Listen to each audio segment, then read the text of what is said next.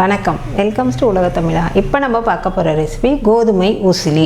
இது ஒரு புது வகையான டிஃபனுங்க. வாங்க எப்படி செய்யுதுன்னு பார்க்கலாம். இது வரைக்கும் நம்ம சேனலை சப்ஸ்கிரைப் பண்ணலன்னா சப்ஸ்கிரைப் பண்ணிவிடுங்க. பக்கத்தில் இருக்க பெல் ஐக்கானையும் ப்ரெஸ் பண்ணிவிடுங்க. அப்போ தான் நாங்கள் போடுற வீடியோஸை உடனுக்குடனாக உங்களால் பார்க்க முடியும். கோதுமை ஊசிலி செய்கிறதுக்கு இப்போ 1 கப்பு உளுந்து எடுத்து நான் ஒரு மணி நேரமாக ஊற வச்சுட்டு நல்லா அலசி எடுத்துகிட்டு வந்து வச்சுருக்கேங்க. அதே மாதிரி 3/4 கப்பு கடலைப்பருப்பு, இதையும் 1 மணி நேரம் ஊற வச்சு அலசி எடுத்து வந்து வச்சுருக்கேன். இப்போ ரெண்டையும் நம்ம மிக்சியில் போட்டு அரைக்க போகிறோம். இப்போ அரைச்சி எடுத்துகிட்டு வந்தாச்சுங்க. இப்போ இந்த மாதிரி கொரகொரப்பாக இருந்தால் போதும், ரொம்ப மசிய வேணாம். இப்போ இதை நம்ம ஒரு பவுலில் மாற்றிடலாம்.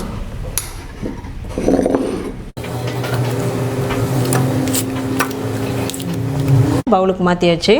இப்போ இதை வந்து நம்ம இட்லி தட்டில் வச்சு ஆவியில் வேக வச்சிடலாம். தண்ணி கொதிக்குதுங்க. இதில் இந்த அரைச்சி வச்சோன்னீங்களா உளுந்தும் கடலைப்பருப்பும் அதை எடுத்து வச்சிடலாம்.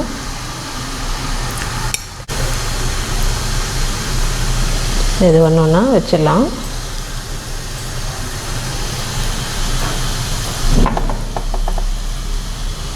நல்லா தட்டி வேக வச்சிடலாம்.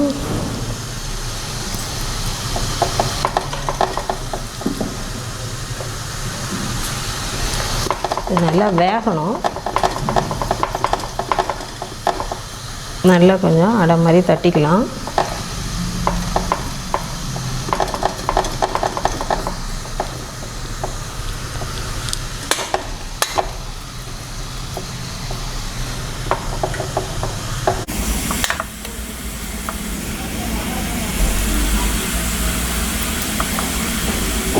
இப்போது நான் 1 கப்பு கோதுமை மாவு எடுத்துருக்கேங்க.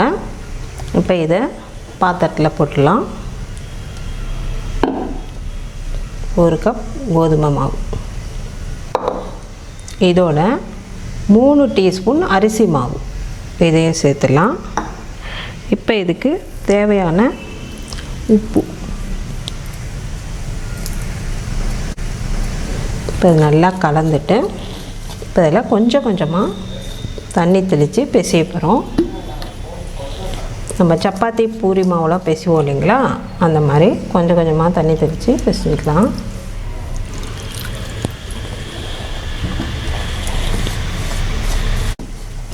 இப்போ நல்லா பிசைஞ்சாச்சுங்க.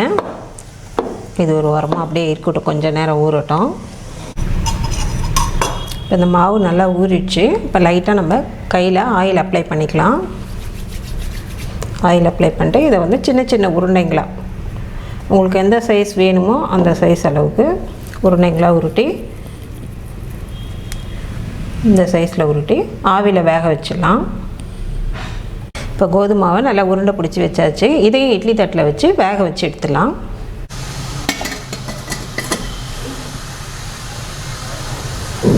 இதில் இந்த கோதுமை மாவும் அரிசி மாவும் கலந்து உருண்டி வச்சோம் இல்லைங்களா, இதை இதில் வச்சிடலாம். ரெண்டும் ஒரேடியாக வெந்துடும். எல்லாம் தனித்தனியாக வேக வச்சா நம்ம டைம் தான் வேஸ்ட்டு.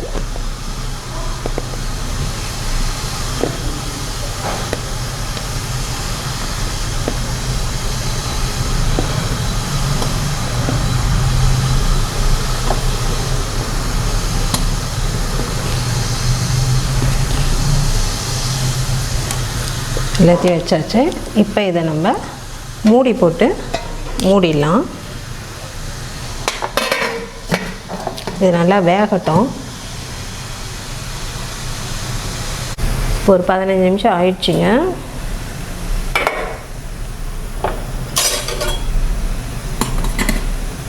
இது நல்லா வெந்துடுச்சு. இப்போ அடியில் வச்ச பருப்பு அது எப்படி இருக்குன்னு பார்ப்போம்.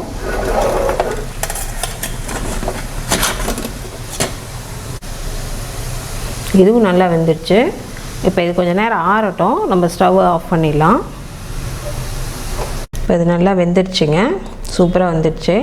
இப்போ இதை வந்து நம்ம கொஞ்சம் கொஞ்சமாக எடுத்துகிட்டு நம்ம மிக்சியில் போட்டு அரைச்சிக்கலாம். இப்போ நல்லா ஒரு சுற்றி எடுத்துகிட்டு வந்தாச்சுங்க. இப்போ நம்ம தாளிச்சிடலாம். ஒரு கடாய் வச்சு எண்ணெய் ஊற்றி வச்சுருக்கேங்க. எண்ணெய் காயுது. இதில் இப்போது 1 டீஸ்பூன் கடுகு,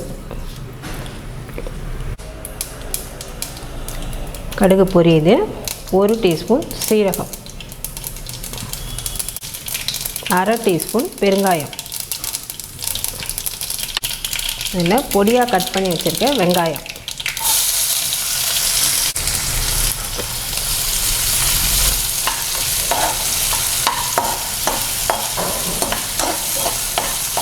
நல்லா வதக்கிக்கலாம். கொஞ்சம் நேரம் வதங்கட்டும். நல்லா கண்ணாடி பதத்துக்கு வந்துடுச்சுங்க. இந்த ஸ்டேஜில் குழம்பு மிளகாத்தூள் 1 ஸ்பூன் இதை சேர்த்துடலாம். நம்ம காரம் எதுவுமே சேர்க்கல, பச்சை மிளகா போட்டு அந்த பருப்பில் அரைச்சோம், அவ்வளவுதான்.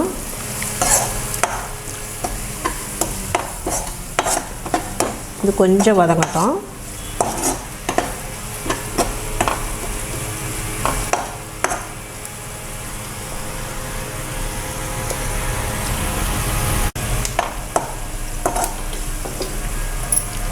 இல்லை கருவேப்பிலை சேர்த்துடலாம்.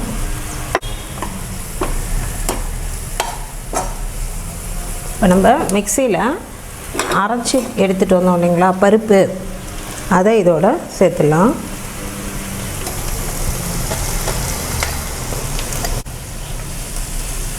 நல்லா ஃபுல்லாக வதக்கணும். இதை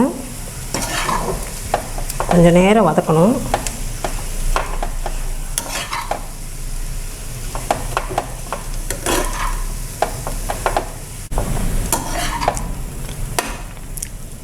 இப்போ நல்லா உதிரியாக வந்துடுச்சு பாருங்கள். இதான் ஸ்டேஜு. இந்த ஸ்டேஜில் நம்ம ஆவியில் வச்சு வேக வச்ச கோதுமை மாவு உருண்டை அதை இதோடு சேர்த்துடலாம்.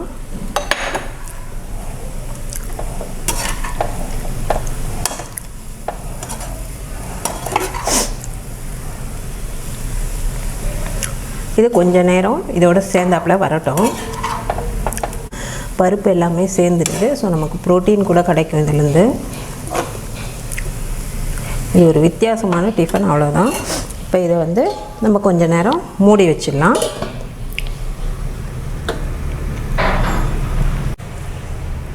இப்போ 5 நிமிஷம் ஆயிடுச்சுங்க.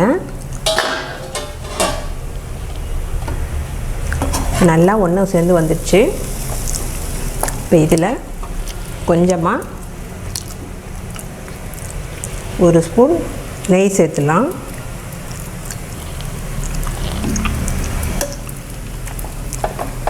நெய் சேர்த்து அதையும் நல்லா கலரிடலாம்.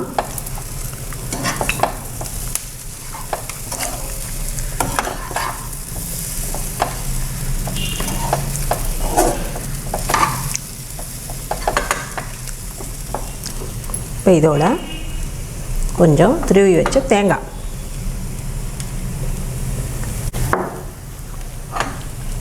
கொஞ்சம் கொத்தமல்லி இதையும் சேர்த்துக்கலாம்.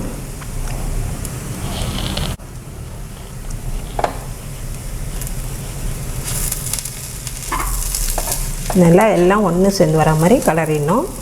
அவ்வளோதான். இப்போ நமக்கு சுவையான கோதுமை மாவு உசிலி ரெடி ஆயிடுச்சு. இது ரொம்ப ஒரு புதுமையான சுவையோடு நல்லாயிருக்குங்க. நான் செஞ்சு பாருங்கள், ரொம்ப டேஸ்ட்டாக இருக்கும்.